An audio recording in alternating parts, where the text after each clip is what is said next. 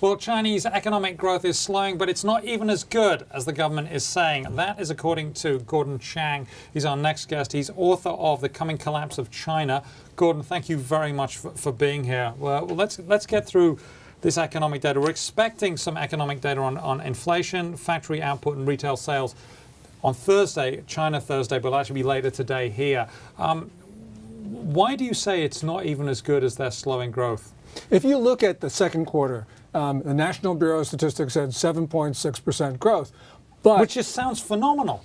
Wonderful. We'd love that. We'd love that. And they'd love it too, but they know that they don't have it because the most reliable indicator of Chinese economic activity is the production of electricity.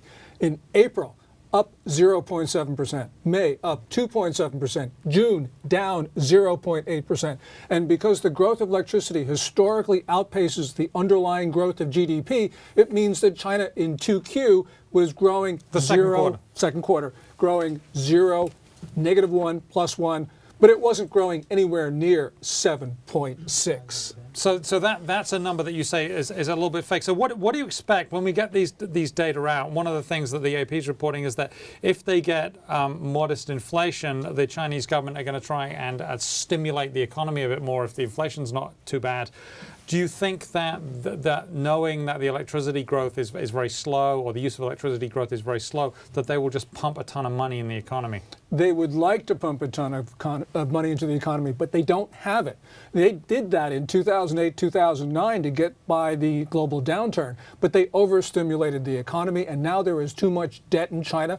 Every province in China is Greece, and so they don't have it. The banks are really overburdened by bad loans, and I actually think that they'll put a little bit of money into the economy. They'll get some sort of rebound, maybe in the fourth quarter, but it's not going to be big and it's not going to last long. And then we get some real problems because the government is always searching for legitimacy because it's not democratically elected, and that tends to lead to civil strife.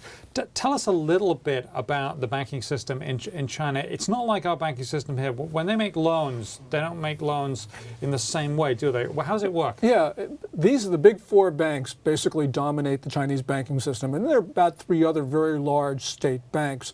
And they essentially are the Chinese banking system.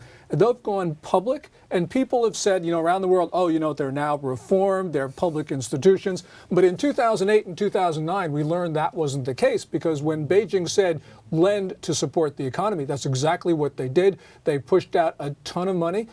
Stimulus in 2009 was, by my back-of-the-envelope calculations, about $1.1 trillion into a then $4.6 trillion economy, and most of that was sent out through the banks. So essentially, they're still instrumentalities of the Ministry of Finance. I bet Ben Bernanke wish he could do that.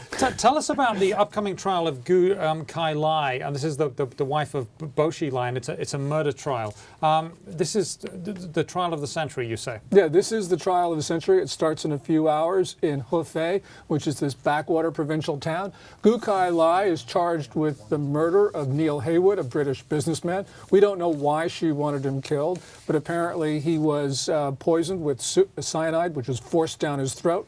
This comes in connection with a series of shocking disclosures in China, not only with respect to her, but also her husband, Bo Xilai, who was the most charismatic and openly ambitious politician in China.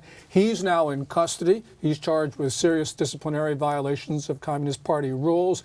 There have been allegations not only of murder, but of treason, corruption, money laundering, sex, you name it. And this has really captivated the Chinese people. And so this is going to be a big deal, and you're going to be looking at this, and we're no doubt going to be looking at this here at the Wall Street Journal. We have to leave it there. Thank you very much.